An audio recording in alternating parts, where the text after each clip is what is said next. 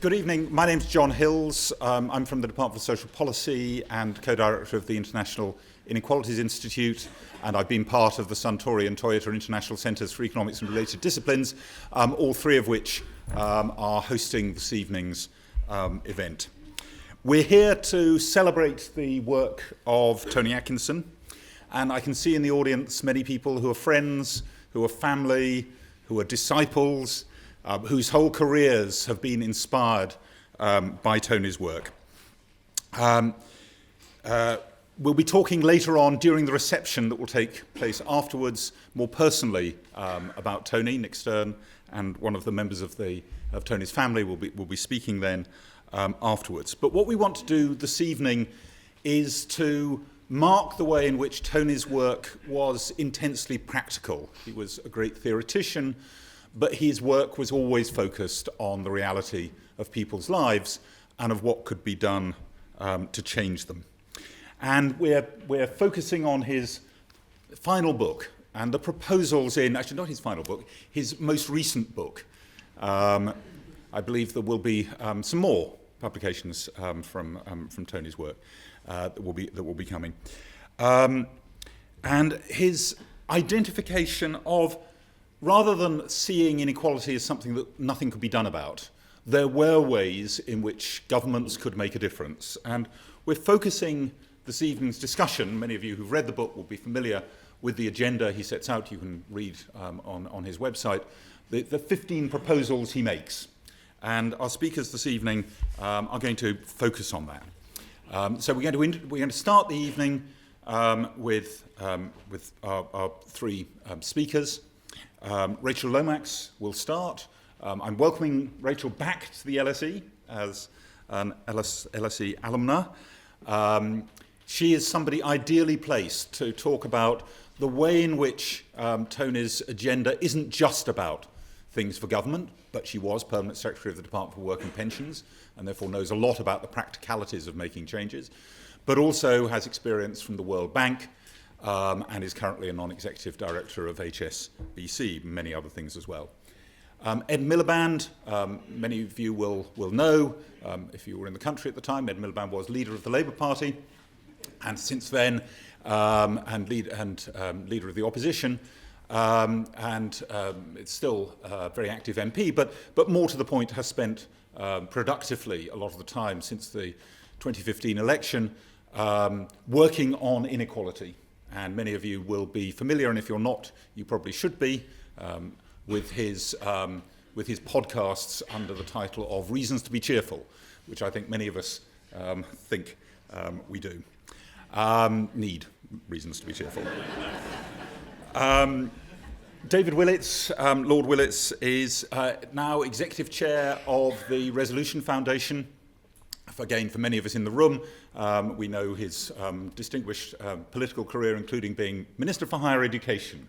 But we are concentrating this evening on inequality rather than higher education. But you may have come across David's most recent book, which is called A University Education. A University Education. Thank you, John. Sorry, I should have got that plug in earlier. Okay, so what we're going to be doing is each of our speakers is going to talk for between 10 and 12 minutes around which of these, the practicalities and the effects of each of these areas that Tony identified. We'll have some follow-up discussion between the panel, and then I hope shortly after 7 o'clock we'll turn it over to questions and answers. We will be stopping at 7:25 to show a video tribute from Professor Amartya Sen, who couldn't be here today, but we thought you'd like to hear Amartya's views on Tony, and then and thoughts about Tony and his career, and then we'll go outside for a reception, and there will be some speeches at the reception. So if you are tweeting, the hashtag is, it's not up there, is hashtag LSE in capital letters, Atkinson Inequality, but please turn your mobiles to silent. None of you will have a mobile like this. But please turn your sophisticated electronic devices to silent. This is being recorded and videoed. If the technology works, this will be available as a video podcast afterwards. So if you don't want anybody to know that you're here, please don't ask a question afterwards. Right, so Rachel, would you like to...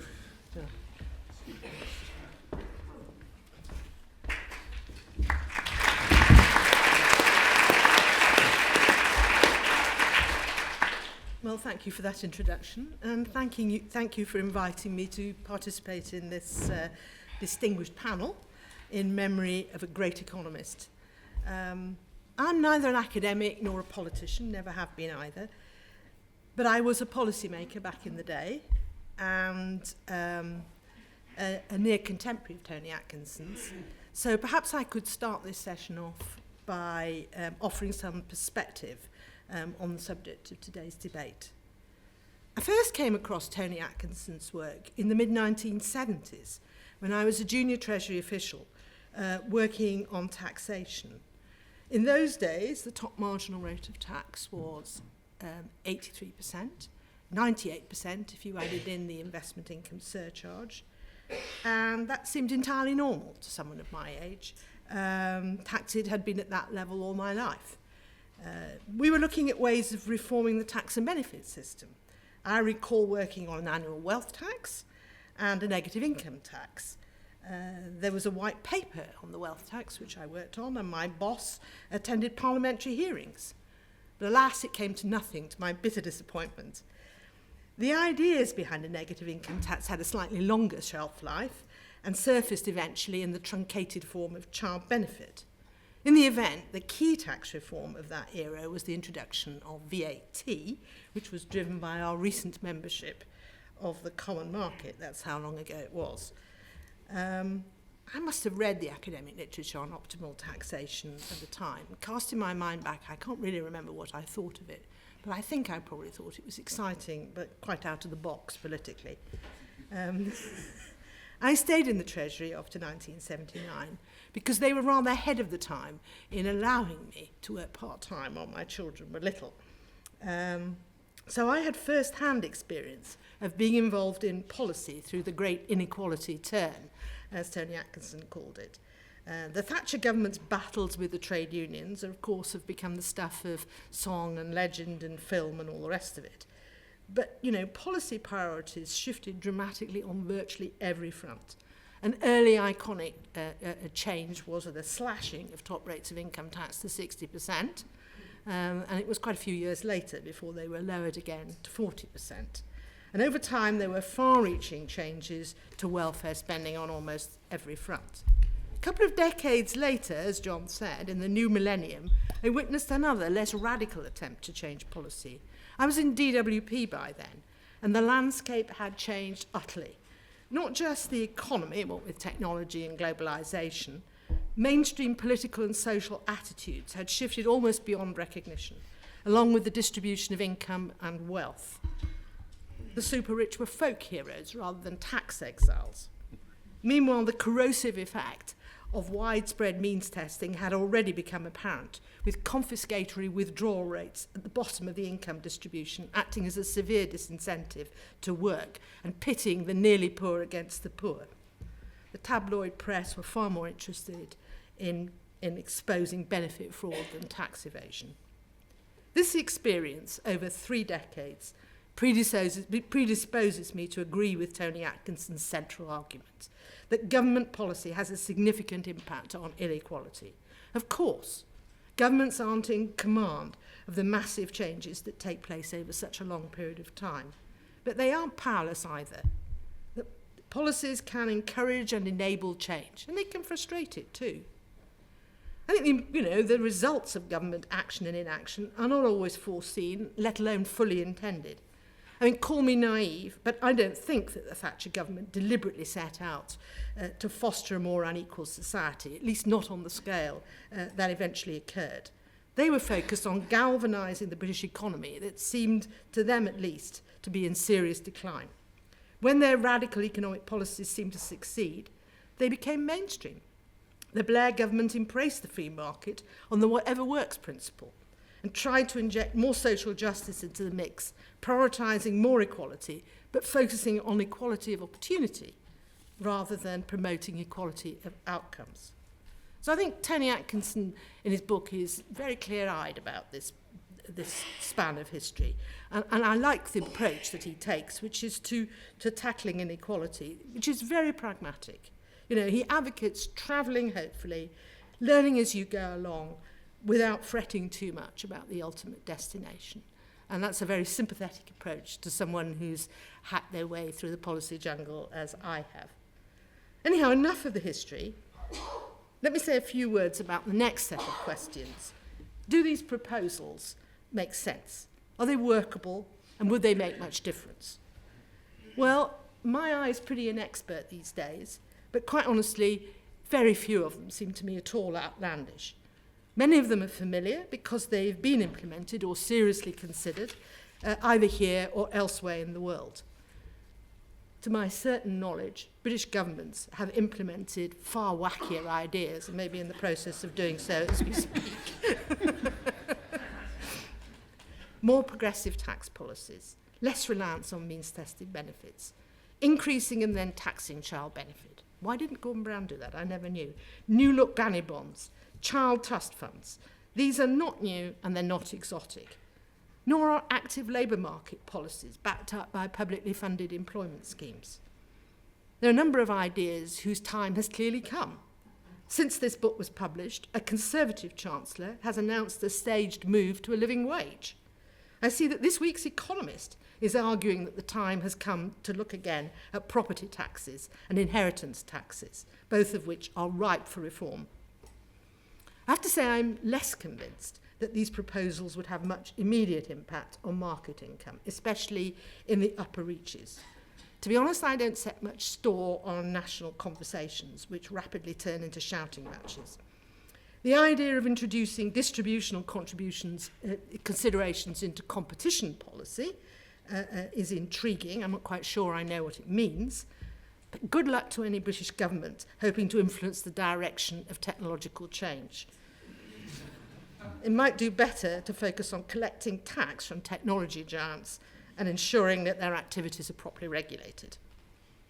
There are some surprising omissions from this list, which I guess we'll come to when we talk about it further. For example, I don't see much on housing or on childcare and preschool education, both of which would help to address some of the marked intergenerational inequalities that have emerged in recent years. I'm sure we'll hear more about that from David, so I'll leave it there. But the fact that the list is not complete is quibbling. And nor, I think, should we be detained by the administrative feasibility of these proposals. They could be made to work. This slate of proposals is as good a place to begin as any. To me, the more important issues are political. I just don't buy the argument that it takes the 4 horsemen of the apocalypse to achieve a major reduction in inequality. Whatever the historical record shows, and much of it is pretty hard to read, I don't believe in the laws of history. However, there is one timeless truth that needs to be taken very seriously. Society's winners don't disgorge their privileges easily. The feasibility of any political programme to reduce inequality depends on how entrenched those privileges are, and its success is going to require political leadership laced with plenty of low political guile. The inescapable fact is that any meaningful redistribution involves both winners and losers. Winners are never grateful enough to offset the resentment of the losers, which can be quite relentless. So that any reforming government needs a strategy for disarming its opponents as much as a vision to inspire the faithful. On the vision thing, fairness is a powerful rallying cry with broad-based support. Appeal. The old charge of the politics of envy, I think, has got a very dated feel, and I don't think it would stick these days. When it comes to dealing with opponents, however, I think there are basically 3 tactics which need thinking through. You could discredit them, you can demoralise them, and you can divide them. I'm not in favour of open class warfare. It seems to me a better approach is to build a broad base of support by being inclusive and by buying off potential opponents. And history is full of examples of how you do that. Beveridge, for example, was eloquent about the need to provide benefits for middle-class voters if the welfare state was to be politically sustainable. And it's no accident that the National Health Service, which we all use, is a national treasure. Back in the 1940s, though, Nye Bevan famously had to stuff the doctors' mouths with gold in order to get it off the ground. Mrs. Thatcher seduced potential Labour voters by selling off council houses and privatising utilities on very attractive terms in the name of popular capitalism. I think it's also important to think very carefully about how you sequence policy changes. You have to be prepared to take your time when it comes to implementing the most unpopular policies. Salami slicing, as we used to call it in my Treasury days, is a very good approach, and it helps to wear down the opposition. It took decades to get rid of mortgage interest tax relief for owner-occupiers, decades. It took almost as long to displace contribution-based unemployment insurance by means-tested benefits for working-age people. And there are plenty of other examples. The freezing of the state benefit for, 20 years? Which reduced it dramatically as a proportion of earnings, is another example. Which brings me to a key point. We shouldn't be thinking in terms of a policy big bang. Specific policies can be improved in the light of experience. What really matters is establishing a direction of policy that can be sustained over a period of time. Policies that can survive a changing government and nurture political attitudes that will support further change. How do you do that? Good question. It seems to me there are two broad approaches to achieving a radical change in the direction of policy in the British system. The nice way is to build a political consensus up front. The classic example is the creation of the welfare state after World War II. The post-war Attlee government was able to build on the Beveridge report and some important measures which were passed by the wartime coalition, such as the 1944 Education Act and the introduction of family allowances. This approach, to be honest, has become very much more difficult in peacetime, given our first-past-the-post system, with its unpredictable short-term electoral cycle and its highly confrontational style.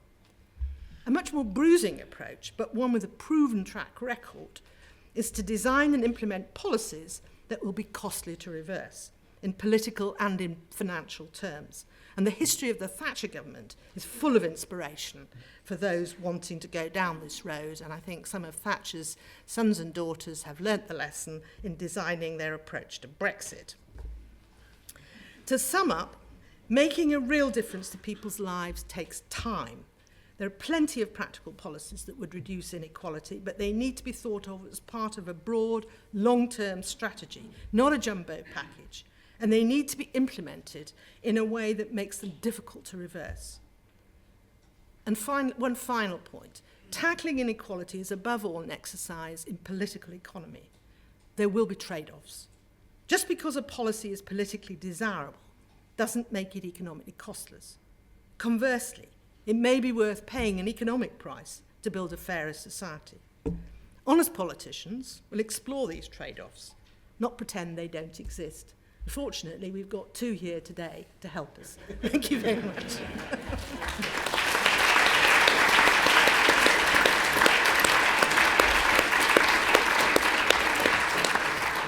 There you go. Thank you very much indeed, Rachel. Thank you for the mention of, I think you were referring to Walter Scheidl's book, The Great Leveller, which recently came out. And you can see the lecture which he gave about that book on the Inequality Institute website. If you want to catch up on that. As you say, somewhat depressing sequence, description of world events over a long period. And I think Tony's work stood for exactly suggesting that you do not need to have a war or plague or devastation in order to make a difference to inequality. Let's move on. Ed, so if you'd like to.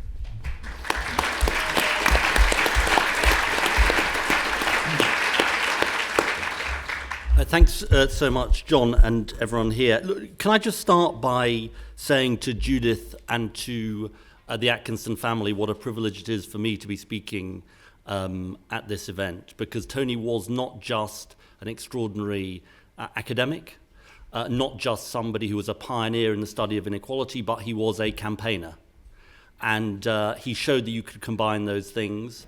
And if I can put it this way, and this is not a controversial statement, he gave economics a good name, which I think is very important. The title of this session, ladies and gentlemen, is The Practical Politics of Reducing Inequality. I don't think I was very good at this, otherwise I wouldn't be standing here before you tonight. So I'm not sure why John asked me to speak, but there it is.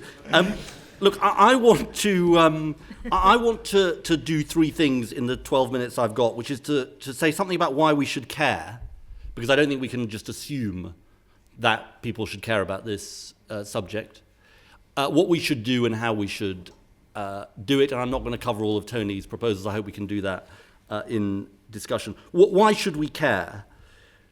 Morally, obviously we should care, in my view. We're the fifth or sixth richest, it's going down the league thanks to the government, but the fifth or sixth richest country in the world, and we have 1 million people, or around 1 million people going to food banks. We have homeless people in the streets. That is a symptom of a deeply unequal and deeply shaming society, I think. But I think what is significant about the debate on inequality, and I think would have warmed Tony's heart, and he was alive to see this, is the way that the economics of inequality has dramatically changed in the last 10 or 15 years. Sort of lefty institutions like the IMF, the OECD, now say that inequality is a big problem. And this is a remarkable transformation from where we were 20 or 25 years ago, as Rachel reflected on.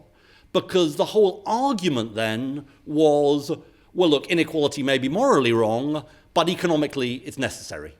And there's not really very much we can do about it, because growth will be suppressed, productivity will be lower. Actually, the British economy is a sort of living testimony to the fact that high inequality ends up with low productivity. You're more prone to the boom and bust of the economic cycle because people get over-leveraged, as they did before the financial crisis. If you exclude 30 or 40% of the population, you're less productive. You lose the spending power of low and middle income people. Inequality is not good for our economy. It's bad for our economy. But we need to make that argument and not assume that argument is won. And then the third part of this, and this is maybe why the people who think they benefit from inequality should care about it, and I think this is going to take some work, and I'll come back to this at the end, is you can draw a direct line, in my view, from inequality to Donald Trump and Brexit. The remarkable thing about the United States is not that Donald Trump was elected, it's that someone like Donald Trump wasn't elected earlier. Because, look, wages have been stagnating, and the distinguished academics here will correct me if I'm wrong, in America, the median wage has been stagnating since about 1973. Pat Buchanan ran a campaign for the Republican primary of, I think, 1992 on exactly the Trump agenda. He didn't win. And it's the same for my constituency, who voted for 72% for Brexit. As I said to the woman the day after the referendum, who voted, one of my constituents who voted for Brexit, why did you vote for Brexit? The first thing she said was immigration. But the second thing she said is more significant. She said, I voted for a new beginning for my grandchildren. I think it's really important to understand this. And here's the irony, and I'm going to come back to this at the end, as I say. Here is the great irony of this, which is the British establishment resisted at every turn short-term measures to tackle inequality and ended up with the disaster that is Brexit. And now they say it's a crisis. They weren't saying it was a crisis then, and if they had recognized the crisis, we would not be in this situation. I was at a dinner when Gordon Brown was Prime Minister, and the president of the CBI described the 50p tax rate as economic vandalism. That is the extent to which these people do not get it, and I'm afraid they still don't get it, in my view, and I'm going to come back to that at the end. Second thing I want to say, what should we do? And I'm not going to cover all of, as I say, Tony's extraordinarily comprehensive set of proposals.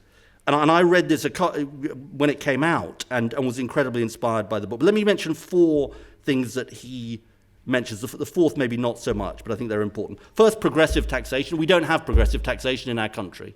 I checked with John Hills because he knows everything, and it turns out that I'm right about this, but the bottom fifth of earners in this country pay about the same proportion of their income as tax as the top fifth of earners because of indirect taxation. It would be nice to have progressive taxation. We don't have progressive taxation.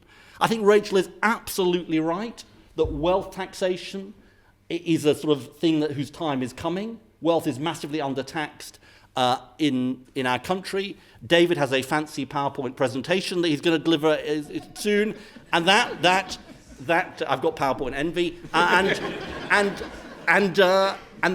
I think the proposals around wealth taxation, I think land tax is a possibility, other property taxes are a possibility, but I think wealth is massively undertaxed. I'll also say, though, in this context, and I don't think Tony has it in his 15, I think the fact that corporation tax is going down to 17% in this country is an absolute scandal. It's an absolute scandal. And by the way, I take some responsibility here because the Labour government reduced capital gains tax for some people to 10%. I mean, it's absolutely outrageous. And the thing is, it's not sort of coincidental that we've ended up in this position, but it's about a mentality which says that the wealth creators are the corporations and the entrepreneurs are not the ordinary working people. And that's one of the things that's got to change. Secondly, predistribution matters as well as redistribution. And I think this is really important. Tony, in proposal number 2, talks about power. Why has inequality gone up so much in the US and the UK? Because of the weakness of unions, the weakness of workers. I think it's important to talk about the living wage. And I care about that, and it's important to talk about 0-hours contracts and all of those things, because they partly change the balance of power. But unless you work out a way in which unions can be remobilized, I think it's going to be really hard to get at this problem. There's this proposal from the IPPR Institute in the UK to have auto-enrollment for unions like we have for pensions. So in other words, it's not a closed shop, but you are opted into being a union member and you can opt out. Now it will be a big change in terms of what happens. But I think we need something of that scale. Thirdly, I think Tony is completely right that we need to shape the technological wave that is coming for equalizing, not unequalizing ends. And I think UBI, dividend income, all of these things, I think they should be totally on the agenda. Yes, you can't get there straight away, but you should start piloting it as other countries are doing, because I personally think it addresses a lot of issues of people not having savings, of the problems of welfare that Rachel talked about, the means testing and the penal rates that people face. And I think it addresses this issue of the insecure work that may be coming. The fourth thing that is maybe less prominent in his 15 is the non-market sphere really matters. The NHS, social housing. I'm part of a shelter commission on social housing. The fact that we have such a hopeless situation in terms of social housing, I think is a real part of the inequality that people face. At least if you can build a bigger non-market sphere, you can protect people better from the inequality that there is as you tackle it.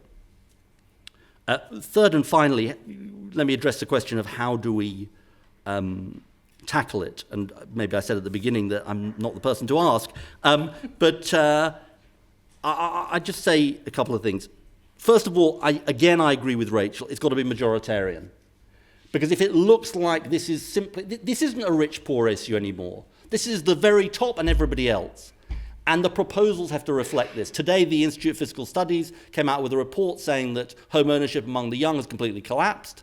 That is a sign, this is middle-income young people, this is a sign that this is not simply a rich-poor question. That I think you can build a bigger constituency for this. And I think it was encouraging when Theresa May said on the steps of Downing Street that she cared about this issue. She hasn't, I don't think, lived up to it, but I think it's good that she at least said that. I think you need boldness equal to the scale of the problem. If I'm self-critical about myself, I think I was, in some senses, behind the public on where they were. I think people are up for bigger change. Think about Trump and Brexit. They're big change. I mean, they may not be the change that people in this room want, but they represent big change.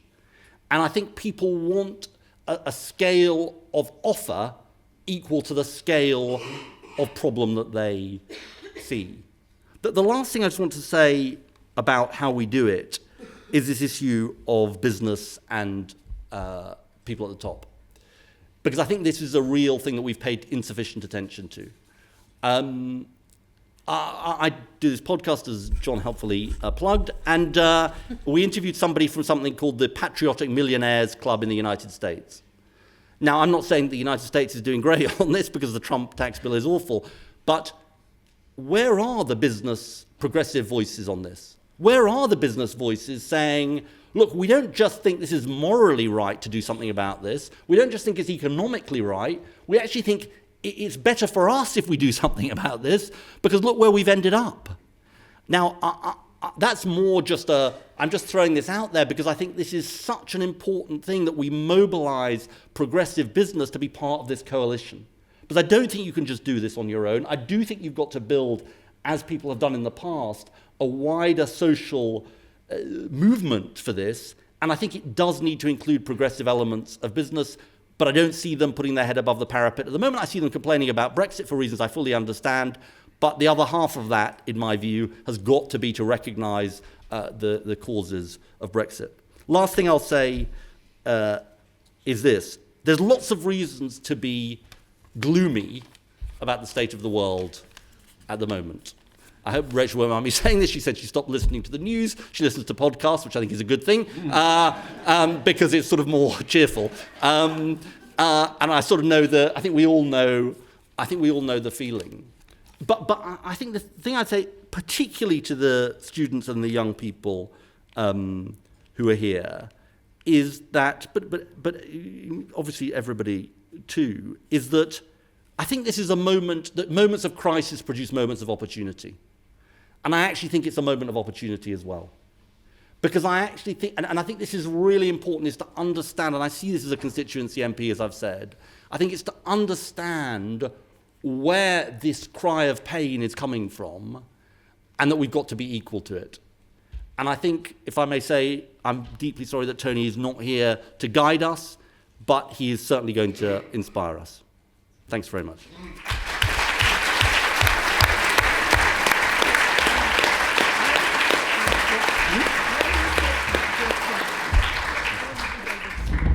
Thank you very much for the opportunity to join this session. I got to know Tony Atkinson when I was a visiting fellow at Nuffield College at Oxford, and where he was the warden. And he was indeed, as you've heard already, he was tolerant, he was benign, he was incredibly knowledgeable. In fact, he was one of the people who influenced my thinking. For example, realizing that where you are relative to other people matters as much as what your absolute income is. So he played a part in the long journey from when I worked for Margaret Thatcher, worked for Nigel Lawson, and indeed as a keen young free marketeer, worked for Rachel. So he's certainly an influence on all of our thinking. But he also, reading his book, did, I'm afraid, bring out some of my residual Thatcherism. And I'd just like to share with you one or two slides. I'm not going to get into the equity efficiency trade-off, but we're talking about the political feasibility and the political environment in which change might happen. This is, as you can see, this is real weekly pay. Now, of course, in the Thatcher period, you did have growing inequality, and we know that if you look at household incomes as well, it's the period when there was the significant shift in increase in inequality. But look at where the vast majority of people were with their pay rising in real terms 2% a year. That is an environment in which governments win landslide election victories. And look at the bottom line for pay since the crash. Now, we are all in it together. In fact, and I know there's a learned argument about that, but at the moment, in the last few years, because of the taxation and diminution of bankers' bonuses, if anything, some of the figures show at the high end they've done particularly badly, and there was some protection for benefits when they're rising with prices and wages were completely flat. But I think the most important feature of the political environment for the last few years has been minus 1% pay a year. That is a completely different environment. And that, incidentally, is an environment where people are very sensitive to inequality because everybody is feeling the pinch. And indeed, I should add, on our own forecasts, a resolution, we think we're about to enter a period where it'll remain negative like this, but with not those helpful tweaks at either end, with the rich contributing a bit more and the lowest incomes having a bit of protection. And this reminds us that where you're doing in absolute terms does also matter and shape the environment within which politicians have to take decisions. Now, Tony has lots of proposals about the labour market. I'd briefly like to comment on those. I have to say, I think the problem there is a lot of it does sound as if we are to go back to the old regime for trade unions, when I have to say, I think the role of trade unions in Britain is being changed, and particularly being changed by the technologies which he wants governments to steer. We certainly need to hope that technologies can help the most disadvantaged. But the people who are really losing out, this chart brings out the picture, and I'm not going to take you through every one of the points from my book, The Pinch, but this is a classic example of what's happening. This tells us that since the crash, it is the incomes of young workers, non-unionized young workers, and in whom, to be frank, a lot of trade unions are not very interested. They are the ones whose wages have suffered the most, and the older you are, the greater the likelihood that your wages will have been at least partially protected since the crash. That's why some of my colleagues at Resolution, notably Gavin Kelly, are actually trying to find ways in which technological innovation can be put to serve and strengthen the power of labour in the modern labour market. And these type of initiatives that people in this room may be familiar with are actually doing more to help younger workers in the gig economy than the conventional structure of trade unions are doing. So I'm a bit more of an optimist about technology than Tony is in some of his comments. I actually think we are beginning to see the ways in which at last we can use the power of technology to help younger people in particular get organised and negotiate a better deal for themselves. So that's my first point. Look at the generational issue and the failure of some older collective institutions, including trade unions, to engage with changes in the pattern of the labour market. Let me secondly make a point about the kind of political narrative behind all this. And look, I have been persuaded by people like Tony and indeed John, and we should remember and respect John's fantastic contributions in this area. I understand the importance of where people are relative to others. I think its most vivid form today is actually the position of younger people relative to older people. And if I were trying to make a majoritarian argument that appealed across class, it would be saying, don't we want our kids and grandchildren to have a better deal than we've had, and we're failing to deliver it? And then I would argue not directly we need more equality. I would say we face a massive challenge where the baby boomers, we've gone through this benign period when we had a surge in the number of people of working age. We had a large labour force relative to the number of children and older people dependent on them. We've had the python swallowing the pig with the pig in the middle. Those are circumstances where tax receipts are buoyant, where pressures for public spending programs are limited, exactly the right demographic environment in which you can deliver Thatcherism or, for that matter, Blairism. But that is changing.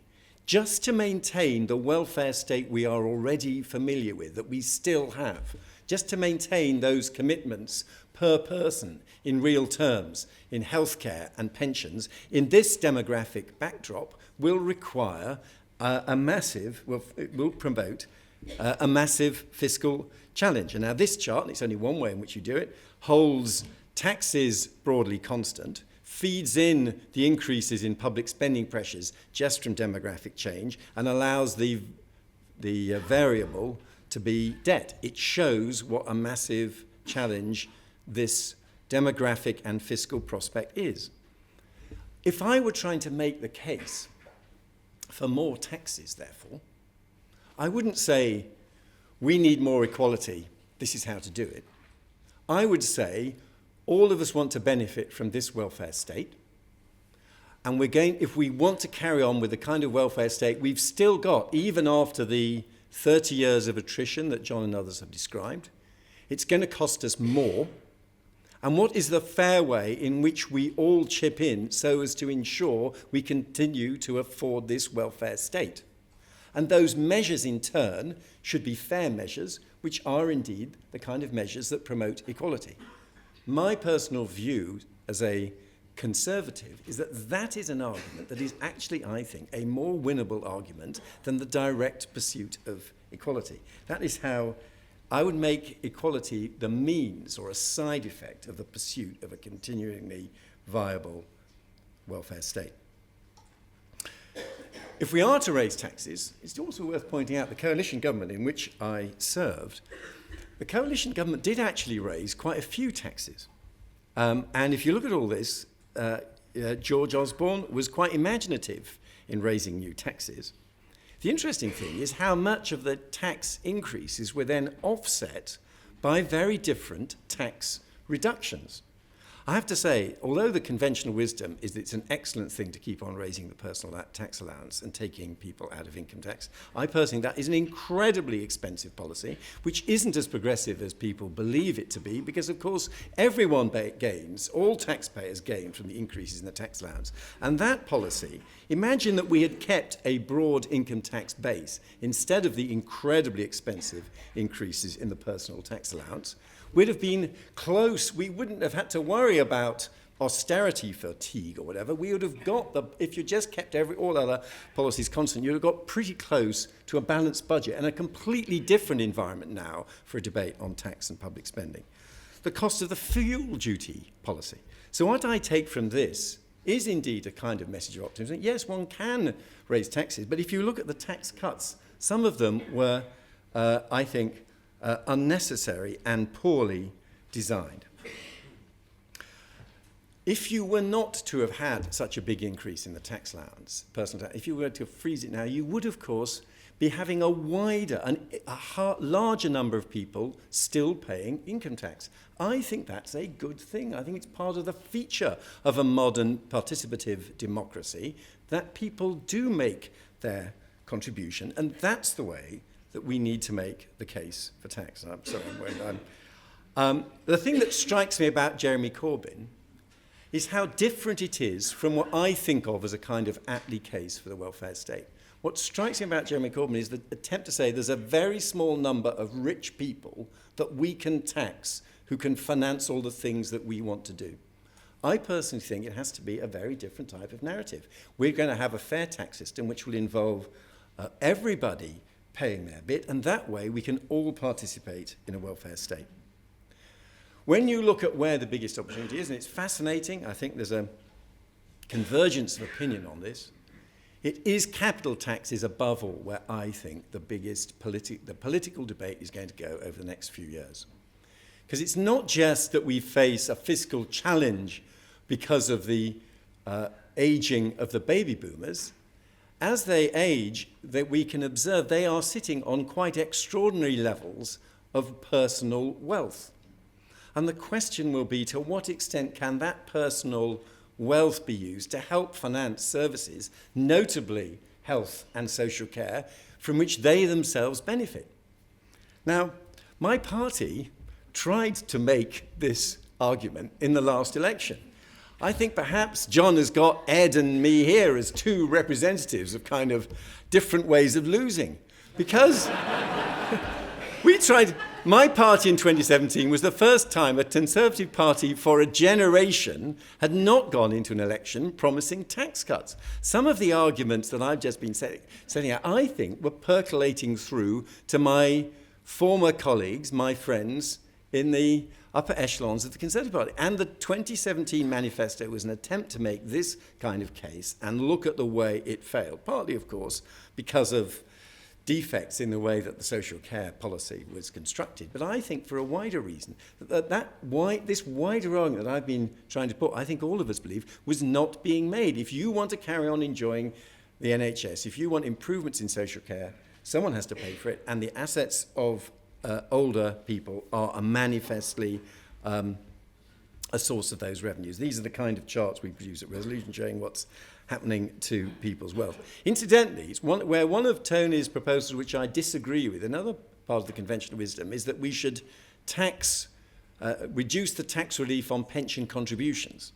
It is a classic example of how boomers design policies. Having built up massive pension savings of our own, we then decide that the younger generation saving for their pension should pay more tax on it. No, the challenge is not that we have to increase the tax or reduce the tax reliefs enjoyed by younger workers who are at least saving in the Nest scheme but on relatively modest scale. It's the accumulated pension assets that the boomers themselves enjoyed which should be a source of revenues by, for example, an extension of national insurance more widely, at least to their earnings, and perhaps beyond that.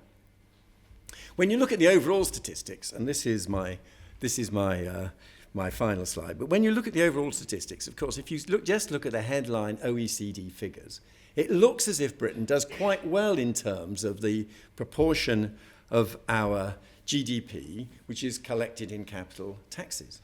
The trouble is the capital tax that we have above all is council tax. It's barely a capital tax. Its construction is so regressive. It's very odd. It's even defined as a capital tax. So what we need to do is we need to reform council tax so it is much more a progressive tax on the value of local properties. You know, we could even call it a mansion tax. We need a more progressive council tax, and we need to look at other ways in which we can reform capital taxes. Inheritance tax is a classic bad tax at a very high rate, but with a very high allowance, so that it's paid by a very small number of people, but at a rate which sounds punishing. And then I think we would open up a debate that led into equalising measures, but as a means for something else. So I indeed want a communitarian argument about a welfare state that serves all of us. I want an appeal to fairness between the generations, arguing at the moment it's the younger generation that are losing out relative to the older generation. I want an argument that we wish to carry on looking after the needs of older people through the health service and social care. But as it's so obvious that they are sitting on assets way beyond those which are ever going to be achieved by the younger generation, using some of those assets themselves to fund the services that they wish to benefit from is a fair way of funding public services, and of course it also promotes equality. Thank you very much indeed.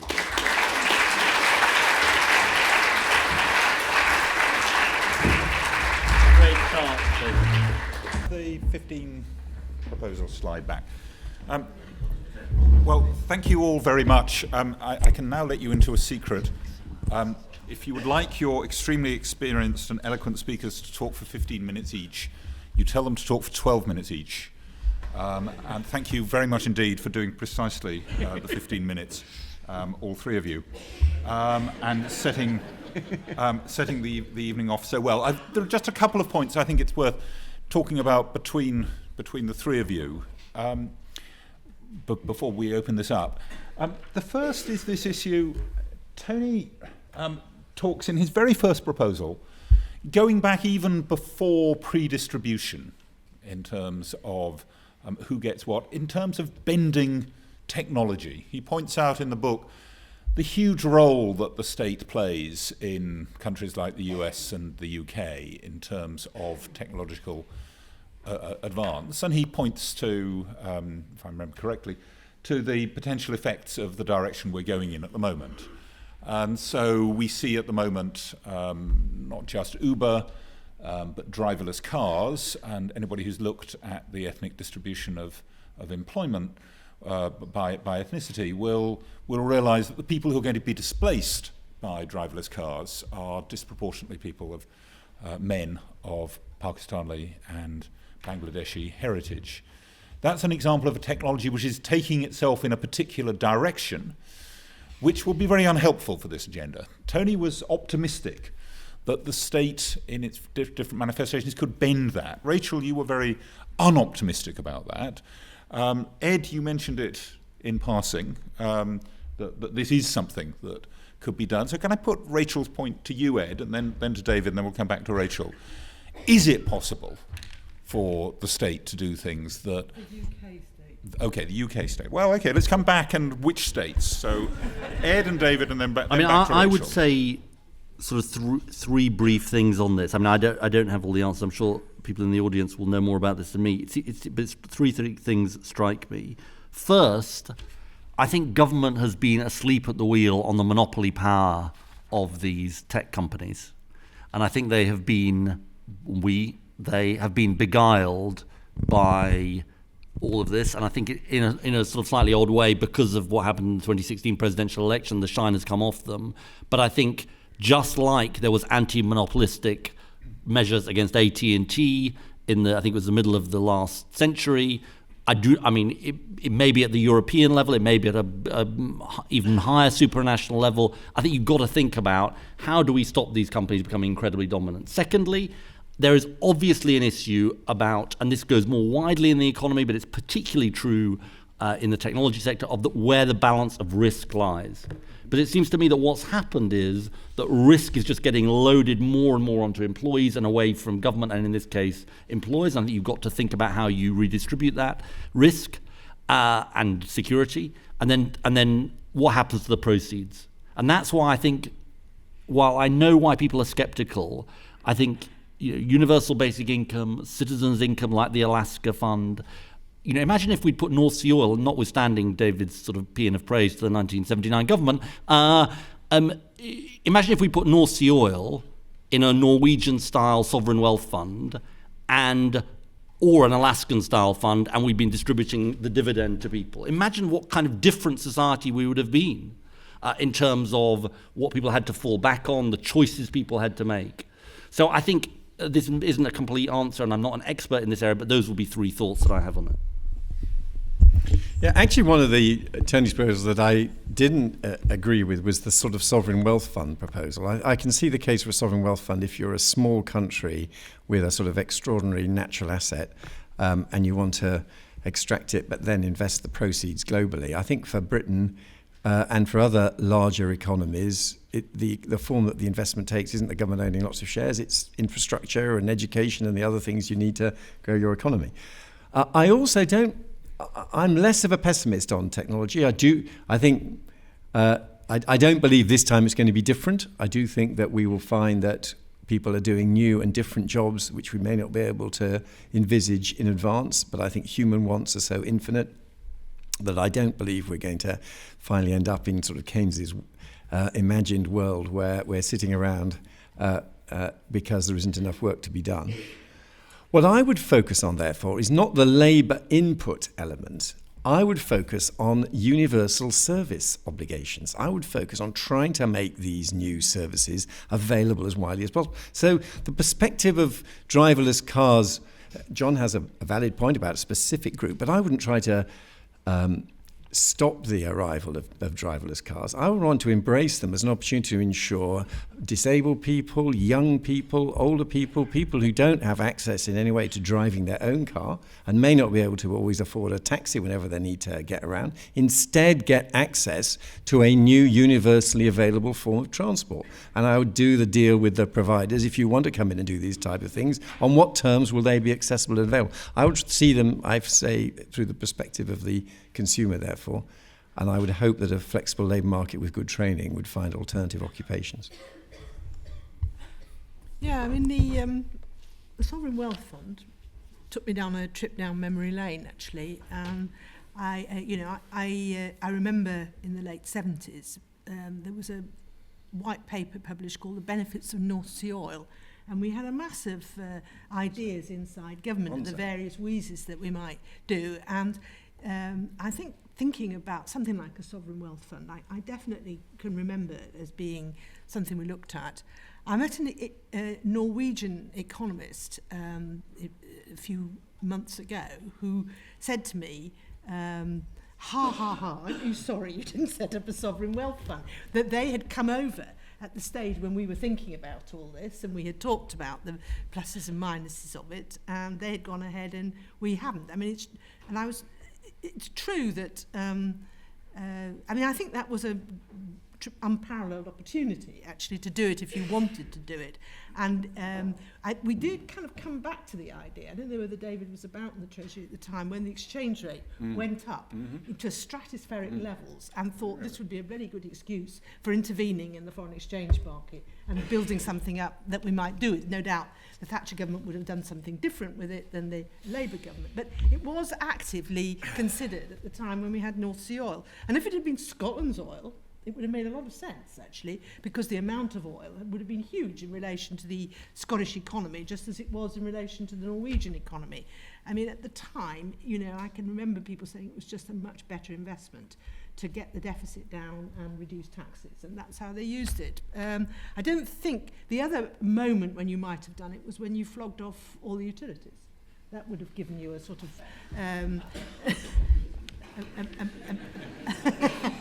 or they flogged off all the utilities. I just think this is an idea, it seemed to me sort of an idea whose time had passed. The opportunity for building up one of these things isn't there at the moment, and I'm not convinced by it. As for the, bending technology thing, I mean, a lot of the examples in the book kind of make sense in relation to the US government, because they've funded so much of this stuff through the Department of Defence. You can imagine that they might have thought a bit about the direction in which technology was going. I mean, the British government, particularly outside the EU, we don't really have much leverage over these people.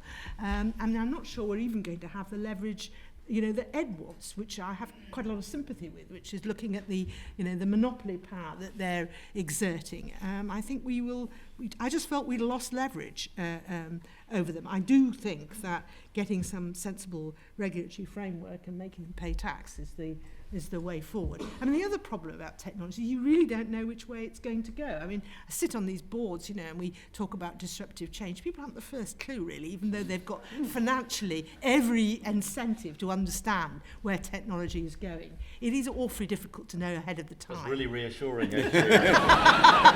Please don't take your money out of HSBC. Well, thank you very much for that. I think actually we have just discovered a new revenue-raising source, which is if the Sovereign Wealth Fund was the Treasury's idea, surely in the UK, surely we should get a percentage from our patent rights on having suggested it to the Norwegians, and a percentage of the Norwegian Sovereign Wealth Fund would be worth something. Also, it's wonderful that you reminded us of Keynes's economic possibilities for our grandchildren. I think that was the piece in which he argued that in this future wonderful world, economists will be thought of like dentists. I think there are very few people around at the moment who would want to feel the same way about the dentists as they feel about economists. Can I just, before we open it up, just one thing, which I think, in a way, I think some people might say, get real on this. We are, at the moment, in an environment where, as a result of the policy changes taken, particularly in 2015, we are going in the exact opposite direction to many of these things.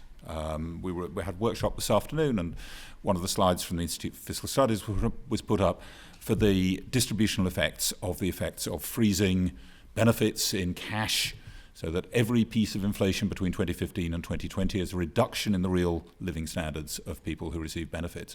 The tax changes, you put up exactly the balance of where a lot of the money went.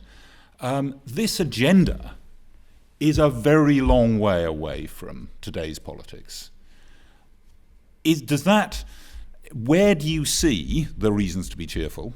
So maybe I'll come back to Ed at the end of this. Given that we're facing potentially this continuing slow growth that the Resolution Foundation have pointed to, or decline in living standards, the effects of Brexit, people are spending their time doing very different things from worrying about this. Is that something that just means that this agenda is irrelevant to what's going on, or are these problems the opportunity that I think Ed and maybe David were hinting at. Can I start with you, David, and then? Yeah, I mean, first of all, Rachel, we at Resolution, our analysis, and you referred to IFS, which is very similar, shows that indeed the freeze in the cash freeze in the value of universal credit, especially now that we've got inflation at a higher rate than was forecasted, is going to hit a group of low-income working families and others very hard, and we think that it's a priority to try to help them. More widely, I'm sorry, I'm going to just repeat what I said earlier. I think the leverage comes from the desire of parents and grandparents to see their kids doing better. And when ineluctably the British political debate starts becoming, how do we raise the taxes to fund the services that we want, saying that older people sitting in houses that are worth a lot of money are going to instead think that the taxes should be paid by their children and grandchildren in order to pay for their NHS. I think they themselves, I'm sometimes accused of being a generational warrior. I don't actually believe in generational. I think there are powerful feelings of obligation between the generations. That's the emotion I want to leverage. That yes, we want to pass some better opportunities on to our kids, so they should not be the first group we turn to for either the cuts in benefits or the increases in taxes, when there are other groups that can afford it better, particularly a large slice of the baby boomer population. That's the argument. And then you do it in an equal way. But I think it is a more persuasive political argument than saying we believe in equality and we're therefore going to tax people who are rich. Saying we all want to benefit from a service and these are the people that can most afford to contribute to its cost, I think is a better way into the argument. But I am an optimist. I think that is a winnable argument. Rachel.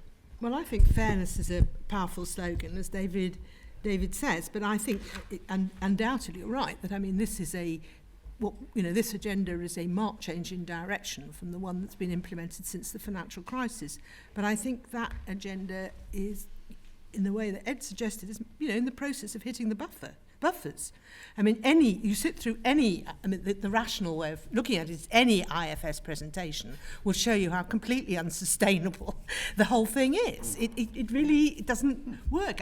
Paul Johnston's been giving this presentation for several years now, but we're actually living through it. It doesn't work. The sums don't add up, and the approach that we're going to use the financial crisis as an excuse for screwing down the size of the welfare state, has led to point that where we really have to confront the issues that David flagged up about the NHS and education. I think also higher education and housing. And I think that as those problems bubble up, there will be a change in direction. And if Brexit is a sort of cry of frustration, I don't think it's a cry of frustration from the young, by the way. I think it's a cry of frustration from the old ones. And all this stuff about I'm doing it for my grandchildren. There was a wonderful old woman just before the referendum who'd been let out of a nursing home to vote, and she said, "I want Great Britain back again." And you need to remember her as well. But I think there is an element of frustration involved in it all. But no, I think we've reached the end of the road in the post-financial crisis fiscal policy, and there will have to be a change in direction. Just very briefly, so you can bring the audience in. I think the debate has moved even in the last 2 or 3 years. I think things that were controversial 3 or 4 years ago are just no longer controversial. That inequality is a big problem, that stagnant wages are a big problem, that predatory companies are a big problem. That's sort of part of the political discourse in a way it even wasn't in 2010 or 2012 or 2013. And I think that is significant. I also think, and this has sort of not been mentioned apart from briefly by David, if you'd had this panel and experts, in inverted commas, I mean that in a good sense, from Britain, a year ago, and you'd said to them there'll be a general election in 2017, what percentage of the poll is Labour going to get? I guarantee you nobody in this room would have said 40%. Now, I think it's true what David implied, which was it was a useless campaign by the Tories. But I'm just kidding. Okay, fine. It was useless. But I think there's something deeper, which is that Jeremy Corbyn tapped into something, which is that people wanted change. And they weren't exactly sure the change they wanted, but they wanted something different. And I think there is, I don't know how exactly it's going to happen, but I think there is that appetite there. Right, thank you very much. Now, we have people with roving microphones. If you'd like to ask a question, wait till the microphones have got to you. Could you say who you are? And could you make sure that what you're asking is a question and a short and succinct question which the panel can talk about, rather than we could all talk about all of this for several hours. So I'll take about 3 of you at once, starting there, and then.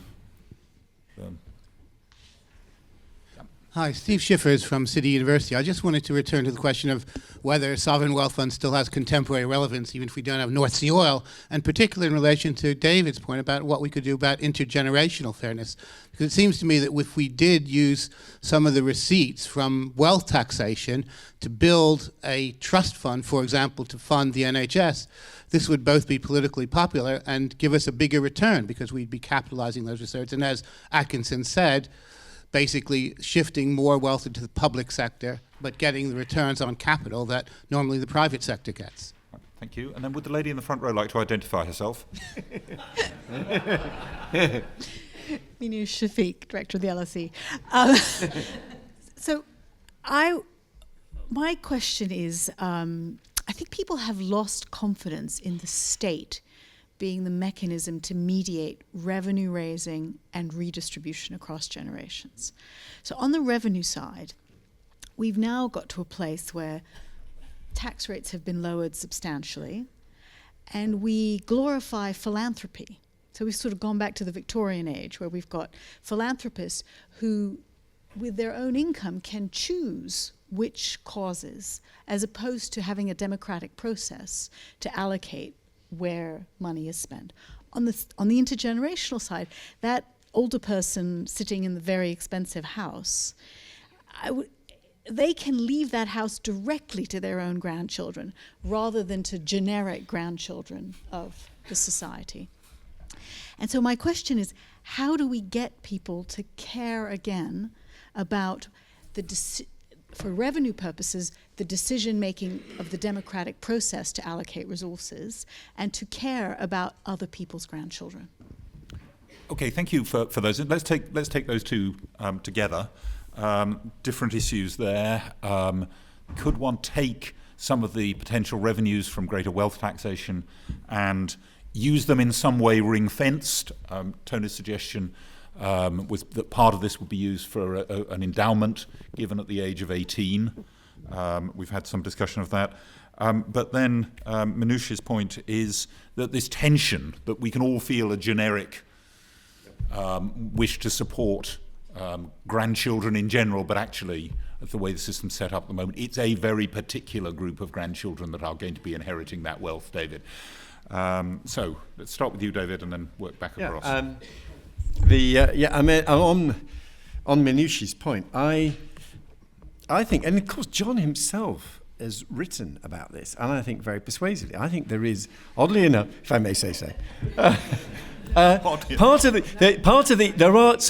are some very powerful non-socialist arguments for the state and public spending. The state as the largest pooler of risk that we have, the bearer of risks that are too great for individuals or smaller organizations to take, and a shifter of income and expenditure across the life cycle. And I'm a bit more optimistic than Minouche. I think it's not that there is massive opposition to the NHS or public funding of education. I think there's strong support for those. So I think that was my concern. I keep on coming back to this about focusing in terms of rich people who should pay more tax and equality. There is a rather different type of Tory account that I think has considerable emotional purchase still. And on the trust fund, I think, again, one of the interesting ways the asset debate is going is the trust fund. One of the successive public policy is not always a failure. Nest is a fantastic example of cross-party consensus delivering a new way of auto-enrollment into pensions, small personal pension pots. We've got a mechanism in place there. You could do things like have a higher level of exchequer contributions for the under 40s or something like that, and say that's the kind of thing we want to do if there are extra revenues from capital taxes. Well, I thought Steve's point was bang on, and I agree with it. Just on Manouche's point, I think this is partly cyclical, and I think, again, John is the authority on everything. The British Social Attitude Survey, I think, is showing an increase in support for taxation and spending.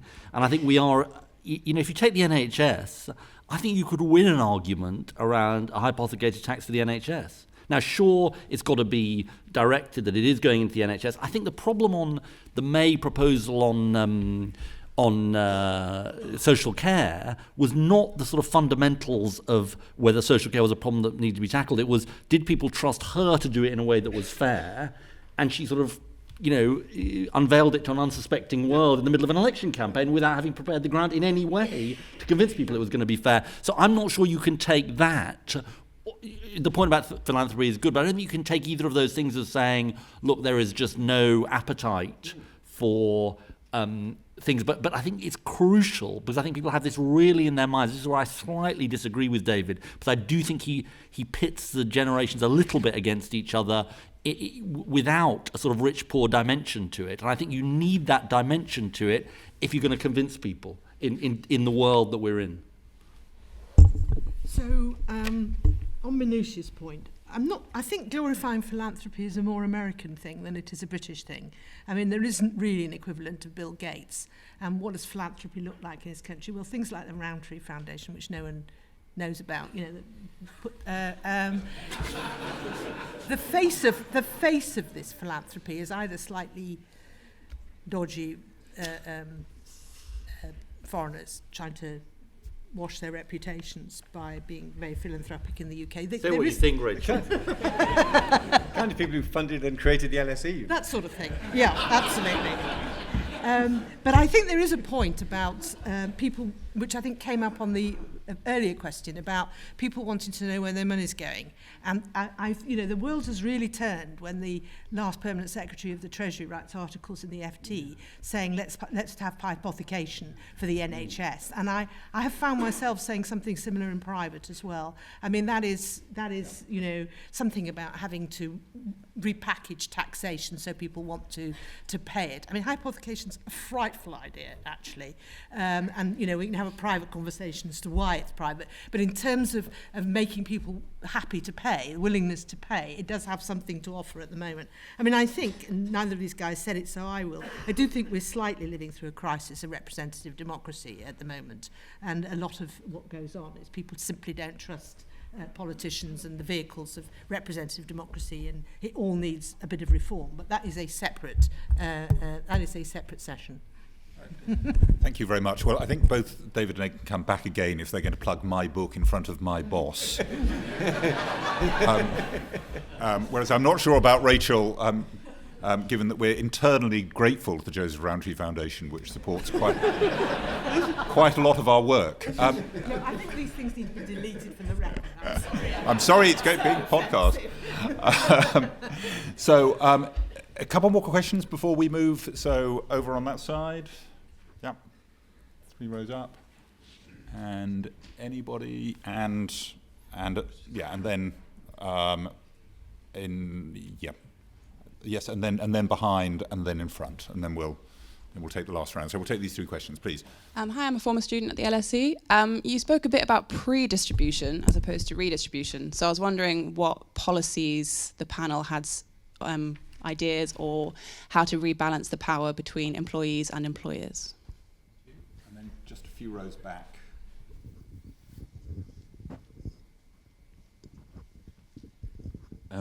My question was particularly around education. What do you think is the role education plays in the efforts to reduce inequality. I coming from a developing country, we know that that's one of the tools that can be used to raise people from the bottom up. But then we know that there is also a revolution in the kind of education a needed revolution in the kind of education we give to people now, given that the world of work and technologies has changed dramatically. So it would be nice to get your views on that. And then I had another question in relation to the mansion tax. Okay. We're going to fit in one person, and then we've just got 3 minutes for the replies. So just in front, Malcolm Dean, formerly of the Guardian newspaper. What do the team think about using fairness when we've got a society in which the FTSE 100 boss earns more than £1,000 an hour and takes less than 3 days to reach the median £24,000? What do they think we could do, given the degree of tax avoidance we spotted with the Panama Papers, which have sort of seemed to have died after the initial fuss? Okay, so the three of you could maybe each take one of those, or either two from Malcolm, but one or two of those. Rachel, FTSE bosses. We're in a world where FTSE bosses take home in a few seconds what other people earn in a day. Can one change the morality of those people who currently think it's respectable to do that? I think one of the points that Tony makes is that, this is about social norms as much as it is about market power. And so some of this is about, and I wondered whether to talk about this. I think it's quite complicated. And I think shining a bit more of a light on top pay would help, because if you actually had to justify in a much more open way than is done at the moment why people think it's reasonable to be paid these extraordinary sums of money, I think that's the sense in which you might begin to make some progress. And I do remember when top pay started taking off, some of the recipients of it seemed to be rather ashamed about it. I mean, what has been remarkable over the last 20 years is people don't seem to be so ashamed about it anymore. And so I think there is some social pressure that needs to be brought to bear over the time. I think high rates of tax would mean that some of these income, I don't think it would necessarily go abroad, because I think one of the things that has happened since the financial crisis has been a fairly determined effort to try and clamp down on the sort of, the things you were objecting to with the Panama paper are basically legal. But I think tracking, starting with the American FATCA stuff and the OECD agreements, I think there is a quite reasonable attempt through the OECD to try and close some of these loopholes. But I don't think it's easy, but I think it's, you could turn the corner with a bit of social pressure.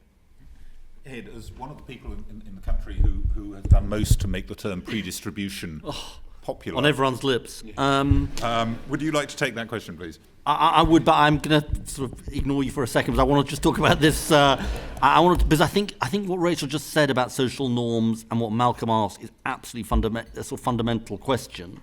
But I suppose the thing I've learned, and it does relate to pre-distribution, is that why were those social norms? Why have those social norms changed?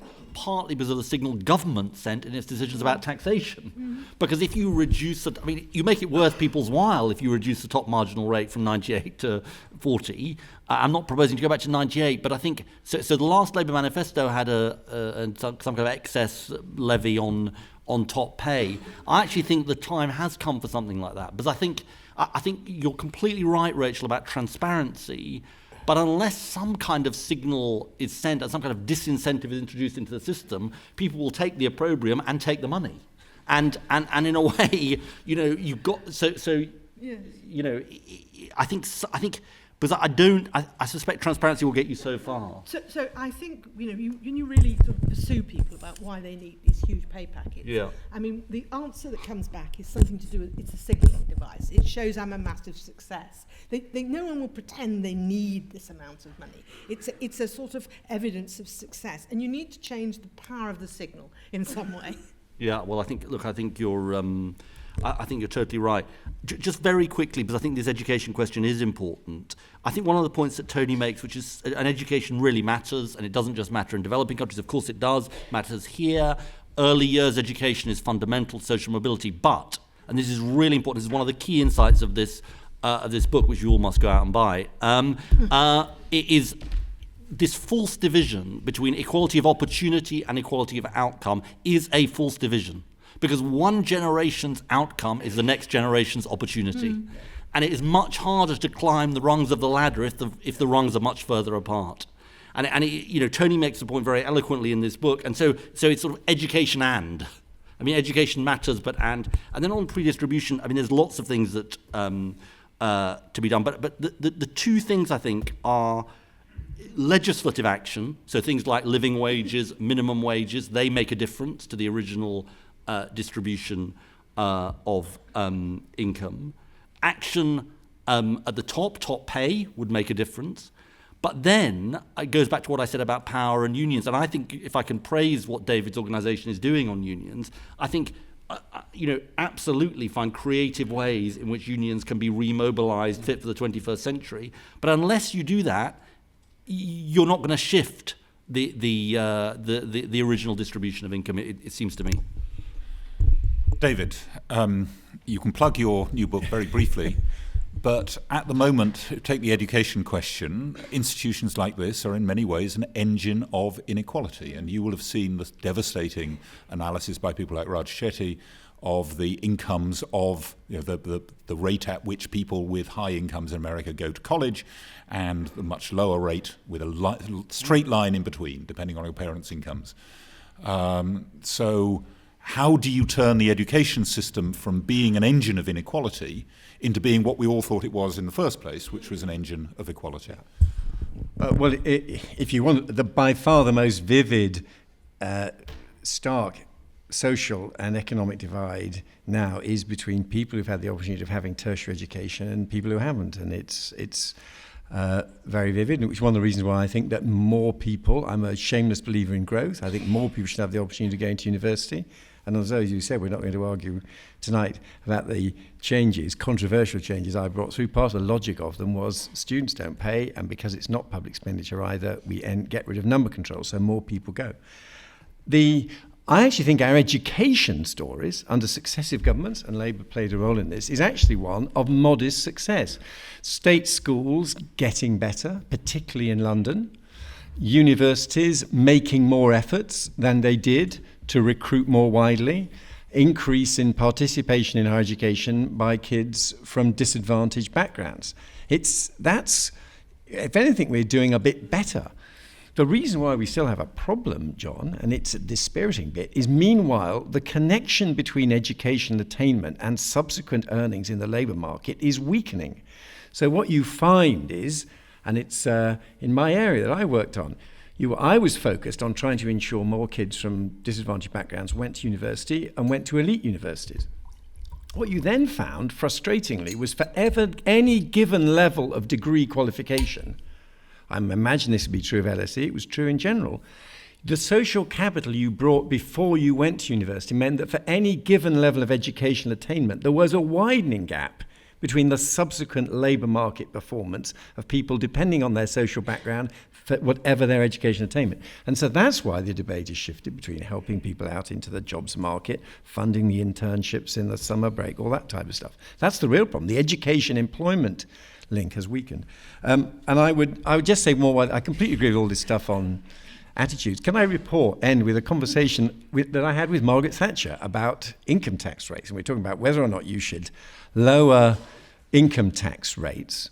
And she genuinely believed if you lowered the rate of income tax, that would mean people who are well paid would not need to have such a big headline salary because they would be able to take home more of the pay that they earned. And the reason she thought that pay was going up was because the tax rates were so high. Now that shows, I think, how values have shifted. And I think that she would have been shocked by some of the pay rates that people have now. And I don't think that, and I think the publicity, the new regulations requiring publishing the gap between top pay and average pay, I hope will have the same kind of effect as the transparency we've now got about the gender gap in many organisations. Thank you, all three of you, very much. We're going to move now to this short video, but and maybe I think our speakers would like to move to the front row there to watch it. But could we thank all three of our contributors very much for that? Thank you.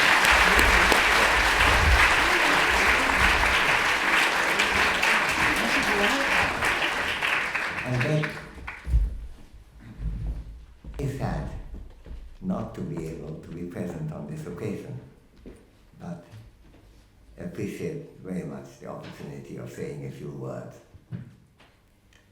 Tony Atkinson was one of the greatest persons I have been privileged to know.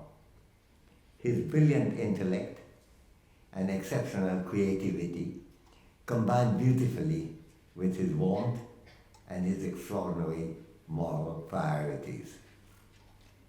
W.B. Yeats has claimed in one of his poems, the intellect of man is forced to choose perfection of life or of the work.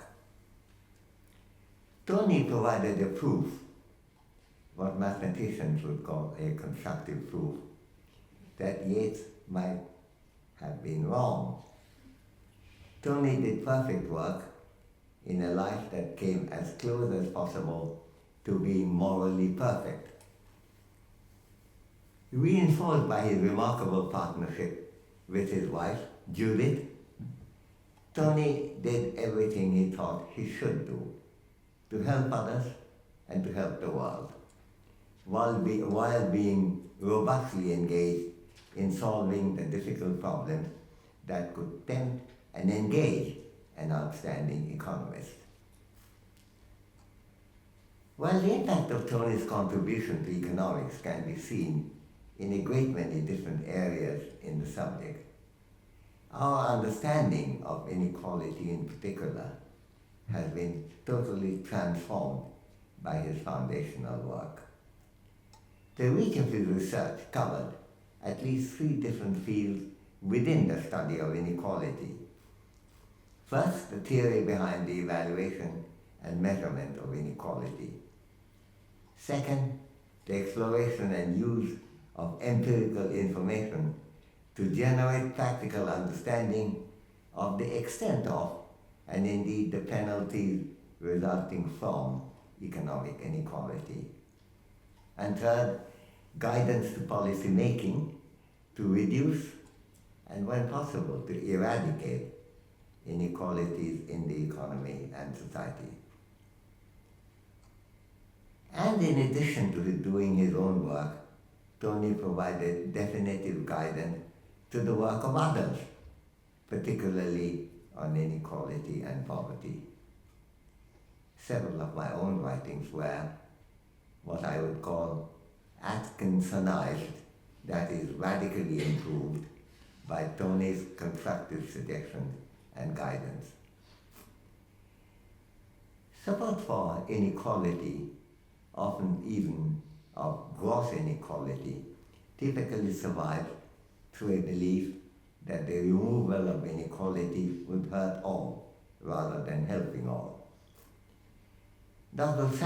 Samuel Johnson made the famous remark, I quote, "It's better that some should be unhappy than that none should be happy," which would be the case, that is, none being happy, in a general state of equality, unquote. In addition to his contributions to policies that generate more equality, an underlying theme of Tony's far-reaching intellectual investigations is that there is no reason whatsoever why we should make that Johnsonian presumption. If Tony's life was based on the conviction that our happiness need not depend on the unhappiness of others and that we can be happier together, his work provided solid intellectual support for that powerful understanding which guided his life. I end by adding my voice to the celebration of the fact that the world of theory, as well as practice, has greatly benefited from being Atkinsonized. And on a more personal note, one of the greatest gifts that I have received in my own life is the opportunity to know Tony Atkinson well. The best things in life may indeed be free.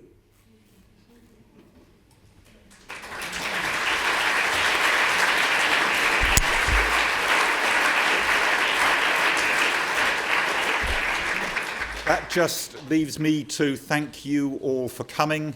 Please join us for a reception outside, where there will be a few more words celebrating the man who, to paraphrase the great Julia Donaldson, I've always thought of as being the kindest intellectual giant in town. See you outside.